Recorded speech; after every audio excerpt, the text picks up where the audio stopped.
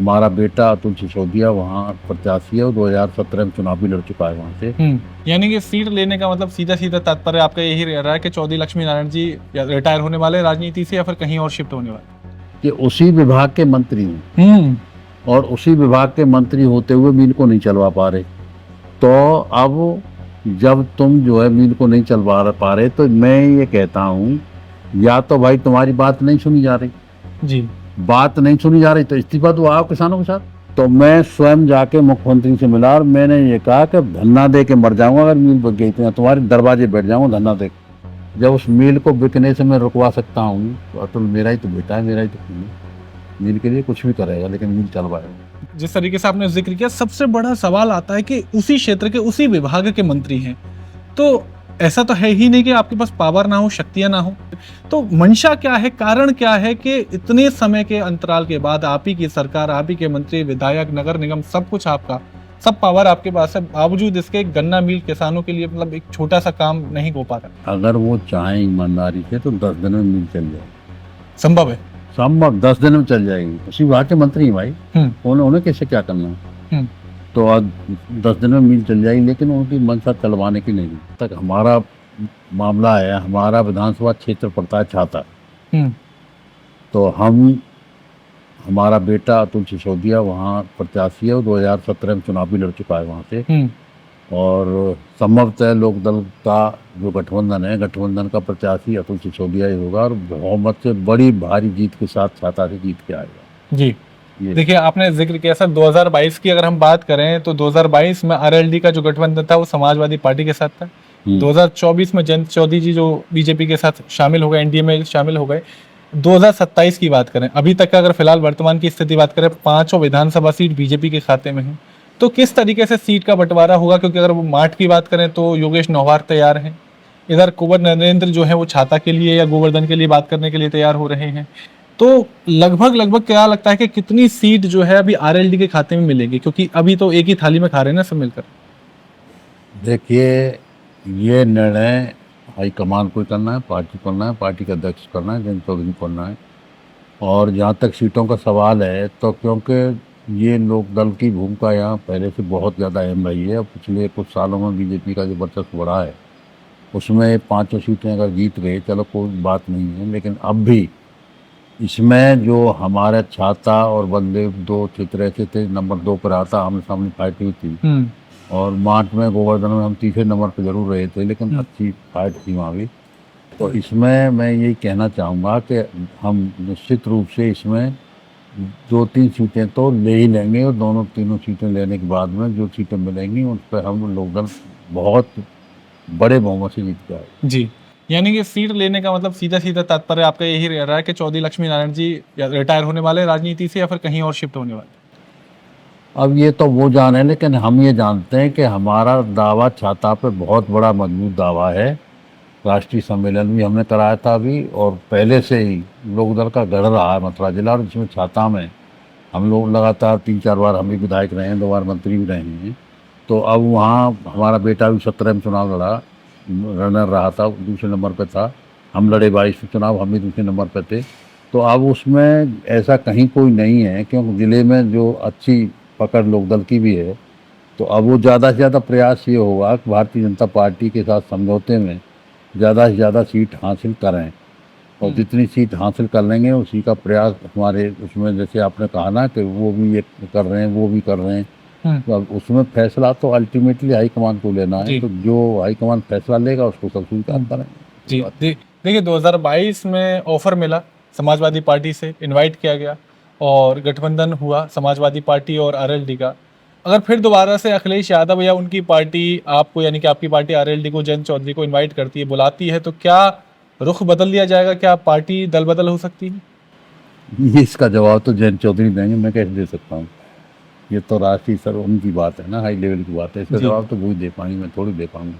जी, चलिए आपसे बात कर लेते हैं कि अभी अगर वर्तमान की स्थिति की बात करें, जिस तरीके से बहुत सारी समस्याएं लग रही हैं लोगों, बिजली की अगर बात करें तो उनको लग रहा है, पुलिस के रवैये में बदलाव उनको दिख रहा है, सड़क की समस्याएं वो अलग बताते हैं। तो बहुत सारे मुद्दे हैं विपक्ष के पास और जनता के पास भी मुद्दे हैं। तो क्या लगता है कि 2027 में चीज़ का प्रभाव नहीं पड़ेगा योगी सरकार पर? देखिए, जो भी सत्ता में होती है पार्टी, तो एंटी कन्वेंस तो होता ही है थोड़ा सा तो, लेकिन इसके बावजूद भी ऐसा कुछ नहीं लग रहा, क्योंकि यहाँ मुख्य रूप से मैं आपको एक बात बता दूं, इस जिले में भारतीय जनता पार्टी और लोकदलीय आमने सामने रहते हैं, हम्म, है ना, और कोई पार्टी नहीं है। बिल्कुल। तो अब जब दोनों पार्टी मिलकर साथ चुनाव लड़ेंगी तो फिर रह क्या जाएगा, किसी के लिए कुछ है ही नहीं। जी। दोनों पार्टी जब मिलकर चुनाव लड़ेंगी तो किसी के लिए कुछ नहीं है। और जो समाजवादी पार्टी के दावेदारी हैं और जो गठबंधन करके कि इस बार तो चुनाव जीतना ही है और मथुरा तो सीट लेकर ही जानी है। अब वो अपने अपने सभी दावे करते हैं, उनको कैसे आप रोक सकते हैं? हर एक आदमी कहेगा अपने अपने, कोई ये थोड़ी कहेगा कि मैं हार जाऊंगा, तब जीतने के लिए कहते हैं, तब अपनी अपनी दावेदारी करते हैं, तो जी। उसको कैसे आप मना करते हैं, कैसे रोक लेंगे? जी। वो तो कहेंगे। देखिए, आप मंत्री रहे और विधायक भी रहे, पूर्व विधायक कई बार लड़े, तो लंबा समय आपने राजनीति में बिताया और अभी भी जुड़े हुए हैं राजनीति के साथ। तो क्या लगता है मुख्य रूप से कोई बदलाव आया है पहले की राजनीति में जब आप थे और अब के समय में? क्या आसान हुई है राजनीति या बदलाव आ गया है और गिरावट आई है? देखिए, राजनीतिक मूल्यों में हम लोग, जहाँ तक मैं अपनी बात कर रहा हूँ, इमरजेंसी में मीसा DIR से छूटने के बाद हम तभी से राजनीति में 50 साल होने जा रहे हैं, 45-50 साल से सक्रिय राजनीति में हैं। तो अब उसमें जो उस समय राजनीतिक मूल्य थे, हमने चौधरी चरण सिंह के उसमें बैठ के राजनीति की, फिर उसके बाद चौधरी अजीत सिंह के साथ रहे और अब जयंत चौधरी के साथ हैं, तीसरी पीढ़ी है। तो जो पहले की राजनीति थी, पहले जो मूल्यों के आधार पर राजनीति थी होती, इसमें थोड़ी गिरावट तो आई है।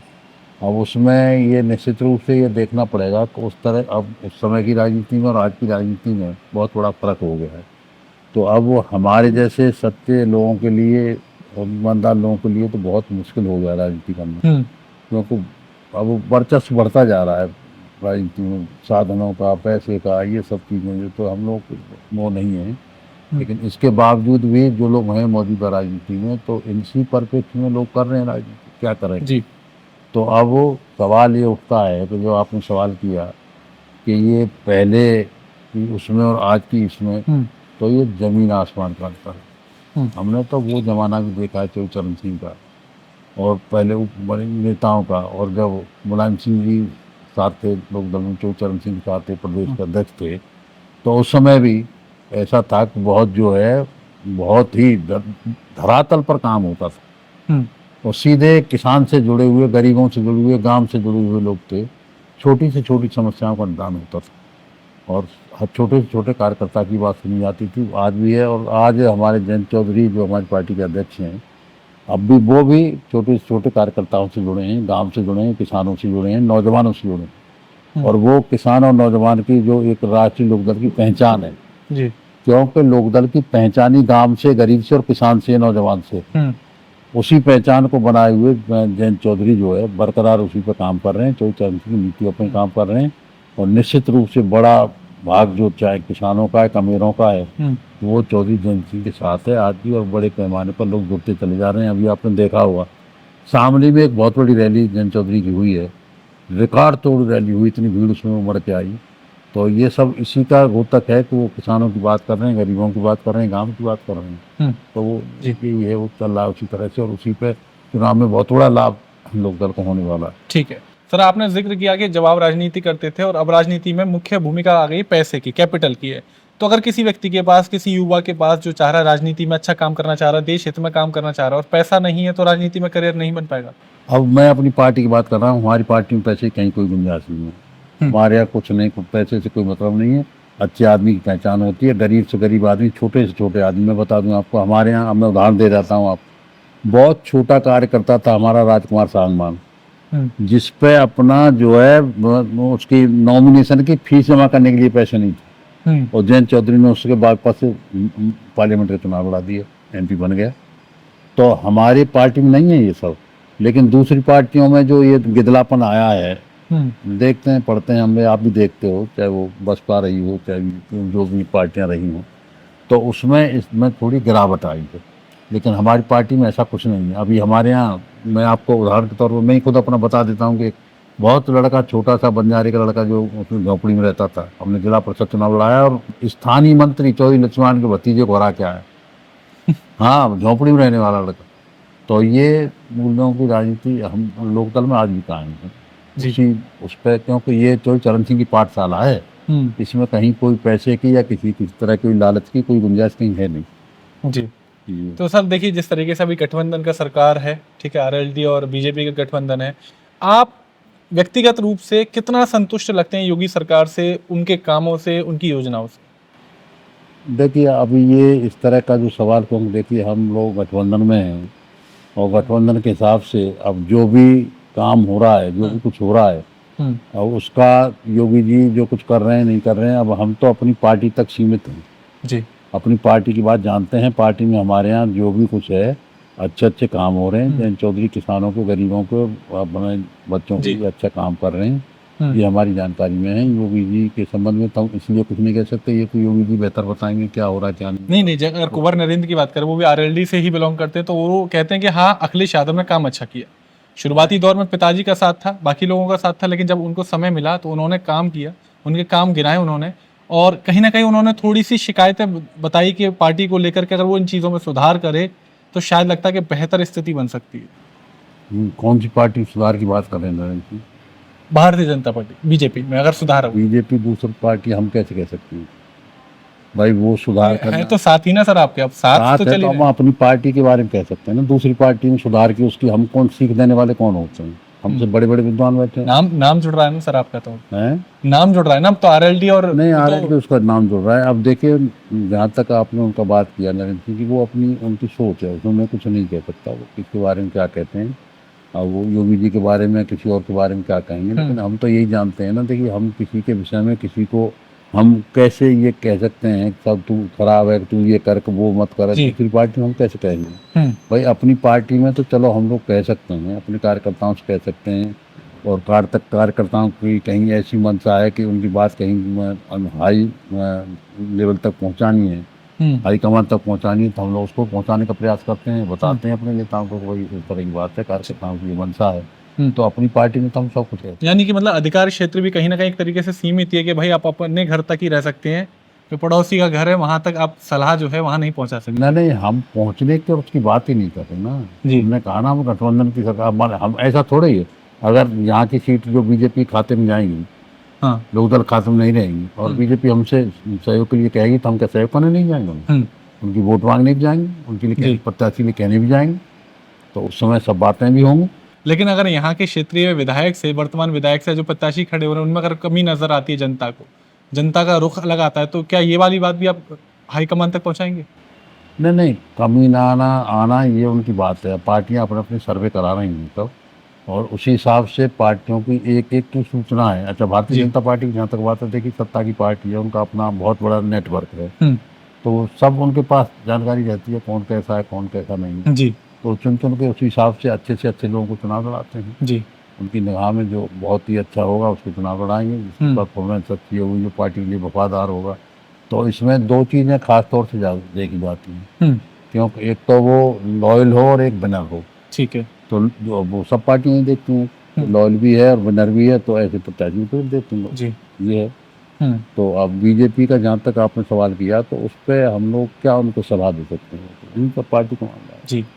देखिए, जिस तरीके से देखना, आप बहुत अनुभवी हैं, आपसे बात करके लग रहा है कि हाँ, इतना लंबा 50 साल आपने राजनीति में दिया, और भी बहुत सारे कद्दावर नेता हैं। आप देख रहे हैं कि युवा बहुत ज़्यादा एक्टिव होता जा रहा है। पीएम मोदी भी जेनजी को अब तो रील्स बना रहे हैं, उनको लिए मतलब काम कर रहे हैं, और नेताओं के लिए भी कह रहे हैं कि इंस्टाग्राम पर आप एक्टिव हो जाइए। तो आज के समय में अगर उत्तर प्रदेश की बात करें, तो एक युवा की आवाज़ को युवा बेहतर समझ सकता है, या एक अनुभवी और पुराना जो नेता है, वरिष्ठ नेता, वो ज़्यादा बेहतर समझ पाएगा? देखिए, ये हिंदुस्तान की सबसे बड़ी धरोहर है कि हिंदुस्तान में, पूरी दुनिया में परसेंटेज के हिसाब से अगर देखा जाए तो हिंदुस्तान में युवाओं की संख्या बहुत बड़ी है, और युवाओं की संख्या जिस देश में बड़ी होती है उसी देश का भविष्य अच्छा होता है। तो निश्चित रूप से हमारे देश में भी जो युवा शक्ति है वो उभर के आ रही है, हर क्षेत्र में उभर के आ रही है, और बहुत प्रयास करके युवा जो है अपना पढ़ लिख भी रहे हैं, अच्छे इंस्टीट्यूशन भी खुल रहे हैं, जा रहे हैं, सब जगह अपनी तरक्की करते चले जा रहे हैं। तो इसमें निश्चित रूप से मैं आपको बता दूं कि युवा शक्ति जो है वो रुकने वाली नहीं, वो आगे बढ़ती ही जाएगी इसी तरह से, और उसमें हर क्षेत्र में बढ़ रहे हैं वो। ऐसा नहीं है कि वो राजनीति में भी आ रहे हैं तो राजनीति में भी आगे बढ़ रहे हैं, तो आपने सवाल किया कि युवा लोगों को जो है पुराने लोगों की बात, पुराने लोग तो हैं ही, पुराने लोग तो अपने पुराने अनुभव की बात करेंगे, लेकिन इसके बाद भी जो नए बच्चे हैं वो उनसे बहुत आगे निकल चुके हैं। बहुत सी बातों को जिनको हम लोगों को आज पता नहीं है कि डिजिटल इंडिया में क्या हो रहा है, क्या क्या हो रहा है, नई नई चीज़ें आ गई हैं, तो अब वो नए बच्चे कर रहे हैं तरक्की उसी हिसाब से। नए लोगों की बात करें, युवा की बात करें, हम अतुल सिसोदिया जी की बात कर लेते हैं, तो क्षेत्र में वो काम कर रहे हैं, किस तरीके से वो तैयारी कर रहे हैं अभी वर्तमान में? देखिए 2017 का चुनाव उन्होंने लड़ा, 2017 का चुनाव, और रनर रहे थे वो। तो वो अब भी पूरा युवाओं के साथ, किसानों के साथ, जो हमारी पार्टी की नीति है, रीति है, उसी पर काम कर रहे हैं। वो चौधरी चरण सिंह की कर्मभूमि है चाहता जी, और वहाँ किसान और गरीब की बात हमेशा होती रही है। तो उसी पे अतुल भी अपना उस हिसाब से जो है काम कर रहे हैं और जनता के बीच में रहते हैं, गाँवों में जाते हैं जी, और युवाओं के साथ उनकी अच्छी पकड़ भी है। और जो पुराने लोग हैं जो हमसे जुड़े हुए हैं उन सब के संपर्क में हो जाते हैं। तो एक तरह से ये कहना चाहिए कि सभी वर्ग के लोग, चाहे युवा हों चाहे बुजुर्ग हों, सबके बीच में उनकी पहुंच है, सबसे मिलते हैं, सबसे जाते हैं, और वो किसी तरह से कहीं कोई ऐसा नहीं है कि उन्हें कहीं रेस्पॉन्स ना मिलता, अच्छा रेस्पॉन्स भी मिलता है। जी, तो बहुत अच्छी पकड़ है उनकी। जी। वर्तमान विधायक और मंत्री जी की अगर बात करें तो लगातार उनके वादे तो रहे। आप जानते हैं सबसे बड़ी जो मांग रही है छाता में, वो आप भी जानते हैं, शुगर मिल को लेकर रही है, गन्ना मिल को लेकर रही है, और लेकिन हर बार वो वादे में ही तब्दील हो जाती है। चुनाव आते हैं, फिर वो वादा आता है, निकल कर आता है। अतुल सिसोदिया जी वहां से चुनाव जीतते हैं, तो क्या हमें यहाँ पर सकारात्मक जो है परिणाम देखने के लिए मिलेगा? इसका उदाहरण के तौर पर मैं बता दूं आपको, जिन मंत्री जी की बात आपने की, 2009 में जब वो मंत्री थे बसपा सरकार में, तो उसी समय मिल बिकी थी। और मैं कहता हूँ छाता क्षेत्र की नहीं, पूरे जिले की एकमात्र, पूरे रीजन में ही नहीं है, मंडल में नहीं है, नहीं। अकेली मिल थी जिससे किसानों की बहुत बड़ी तरक्की हो रही थी, उन्नति हो रही थी, खेती बहुत आगे बढ़ रही थी। 2009 में मिल बिक गई और अब इन्हीं के समय में 2009 में बंद हुई थी। अब वो सबसे बड़ा अफसोस इस बात का है कि उसी विभाग के मंत्री हैं और उसी विभाग के मंत्री होते हुए मिल को नहीं चलवा पा रहे। तो अब जब तुम जो है मिल को नहीं चलवा पा रहे, तो मैं ये कहता हूँ, या तो भाई तुम्हारी बात नहीं सुनी जा रही, जी, बात नहीं सुनी जा रही तो इस्तीफा दो, आओ किसानों के साथ, कहो कि साहब मेरी बात नहीं सुनी जा रही, मैं इसी विभाग का मंत्री हूँ और मेरी मिल नहीं चलाई जा रही, मुझे फंड नहीं मिल रहा। या तुम अपनी बात कह नहीं पा रहे हो, अगर कह रहे हो तो तुम चलवाओ इसको। मुख्यमंत्री जी कई बार लाए हैं, बरसाने भी कई बार आए हैं, लेकिन इन्होंने एक बार भी ये बात कहा नहीं कि मिल को चलवाइए। इनके साथ की बहुत पिपरा, चामंडरावा, पिपराए चल गई, मिलें बहुत चल गई, लेकिन ये मिल नहीं चली। तो इसमें मैं आपको बता दूं, यहाँ तक अतुल जी का आपने प्रश्न किया कि वो इसमें क्या करेंगे, तो मैं आपको बता दूं कि जिस समय मैं जब विधानसभा में था मुलायम सिंह गवर्नमेंट की, बीच में एक बार इसका हल्ला मचा था मिल का, तब वो काफी उठा था मामला। हाँ कि महेश पाठक ने खरीद ली है, वहाँ बम्बई की माँ ने खरीद ली है। तो मैं स्वयं जाके मुख्यमंत्री से मिला और मैंने ये कहा कि धन्ना दे के मर जाऊंगा अगर मिल बिक गई थी, तुम्हारे दरवाजे बैठ जाऊंगा धन्ना दे, मिल नहीं बिकनी चाहिए किसी भी हालत में। और मैं अड़ गया मुलायम सिंह सामने और वो मिल हमने बिकने से रुकवा दी।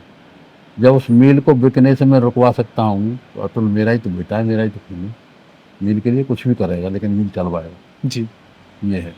मतलब जिस तरीके से आपने जिक्र किया, सबसे बड़ा सवाल आता है कि उसी क्षेत्र के उसी विभाग के मंत्री हैं, तो ऐसा तो है ही नहीं कि आपके पास पावर ना हो, शक्तियां ना हो। और मंत्री जी जब भी आते हैं, मुख्यमंत्री जी जब भी आते हैं, तो हमेशा कहीं ना कहीं जिक्र भी करते हैं, हमेशा आपको दिखाई देंगे चौधरी लक्ष्मी नारायण उनके बराबर में खड़े हुए।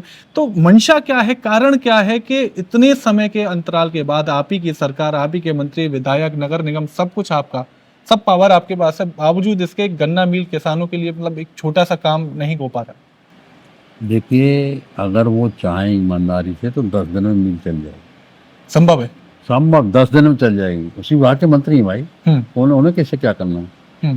तो आज 10 दिन में मिल चल जाएगी, लेकिन उनकी मंशा चलवाने की नहीं है। ना रोकने के मतलब क्या फायदा है? मतलब अगर मिल नहीं खुल रही है तो क्या उनको क्या बेनिफिट हो रहा है, पर्सनल उनको क्या लग रहा है? अब देखिए इसमें बात बढ़ जाएगी आगे तक, मैं इसलिए ज़्यादा कुछ नहीं कहना चाहता, लेकिन इंटेंशन उसका जो भी रहा हो, उनका जो भी इंटेंशन है वो क्या है वो खुद ही जानते हैं, जनता जानती खाता है क्या इंटेंशन है। लेकिन कुल मिला के छाता को बहुत बड़ी उम्मीद थी और जब इस विभाग के मंत्री बने थे तब तो ये कन्फर्म हो गया था कि अब तो मिल चली जाएगी। लेकिन पूरे 5 साल इस टेन्योर को भी हो रहे हैं, पिछला टेन्योर भी चला गया ऐसे ही, तब तो चलो दूसरे विभाग के मंत्री थे, अब पिछले 5 साल से तीसरे विभाग के मंत्री हैं। तो अब ये आशा भी लोगों की खत्म हो गई है। तो अब ये आशा भी जब खत्म हो गई है तो अब ये लग रहा है कि भाई अब तो कोई आगे ही इस तरह की कोई गवर्नमेंट आएगी और अच्छे लोग आएंगे, तब वे मिल चलने की संभावना बनेगी, नहीं इनसे तो कोई संभावना है। जी।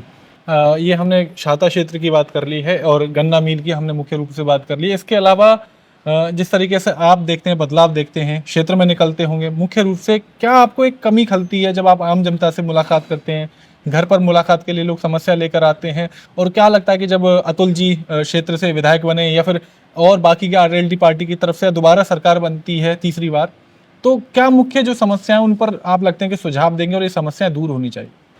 देखिए, समस्या तो सुबह से शाम तक ही लोग अपनी अपनी समस्या लेके बड़ी समस्या है जी। यहाँ भी आते हैं, हम लोग वहाँ भी जाते हैं, उनसे बात करते हैं। अच्छा, अब उसमें सबसे बड़ी जो मुख्य समस्या है, क्योंकि उसको हमने बहुत विकास किया है पूरा, चाहे स्कूलों से लेकर के, बिजली घरों से लेकर के, बड़े बड़े कारखानों से लेकर के, क्षेत्रों में बहुत काम किया है। तो अब उसमें कहीं कोई ऐसा कुछ नहीं है, तो और ज़्यादा से ज़्यादा जितने प्रयास हैं, बहुत सी चीज़ अभी ऐसी रह गई हैं जो और पूरी करनी है। तो हम ये आशा करते हैं कि अतुल जब आएंगे तो और जो कमियां रह गई क्षेत्र में उसे भी पूरा किया जाएगा, ये हमारी मांग है। जी, ठीक है। मेरा आखिरी सवाल आपसे रहेगा कि जिस तरीके से अभी वर्तमान में स्थितियां बदल रही हैं और लगभग आपको लगता है कि कितनी सीट जो हैं, और आरएलडी में आपने छाता तो कंफर्म कर ही दिया है, कि और कौन से चेहरे जो हैं हमें आरएलडी की तरफ से देखने के लिए मिल सकते हैं? देखिए, अब वो सभी क्षेत्रों में लोग अपनी अपनी तैयारी में टिकट तो मांग ही रहे हैं लोकल से बहुत। अच्छा, छाता एक ऐसा क्षेत्र है कि जहाँ अतुल के अलावा और कोई नहीं मांग रहा, अतुल ही। बिल्कुल। गोवर्धन में ही मांग रहे हैं लोग, माट में ही मांग रहे हैं, बंदेव में ही मांग रहे हैं, तो उनका वो है, और मांगना सबका हक है, हम मांग सकते हैं, कोई दिक्कत नहीं है। लेकिन मैंने कहा ना कि अब जो फैसला होगा वो हाईकमान का ही होगा। जी। और सबसे बड़ी बात यह है कि पहले तो ये होगा कि ये कितनी सीटों पर समझौता होता है। जिन सीटों पर समझौता हो जाएगा तो फिर उसके बाद जो हमारे जयंत चौधरी किसको डिसाइड करेंगे वो उनका काम है। जी। और हम लोग तो ये है कि भाई पार्टी के बंधे हुए लोग हैं, जो भी चौसाओं का फैसला हो जाएगा हम सब लोग उसी पे लगे।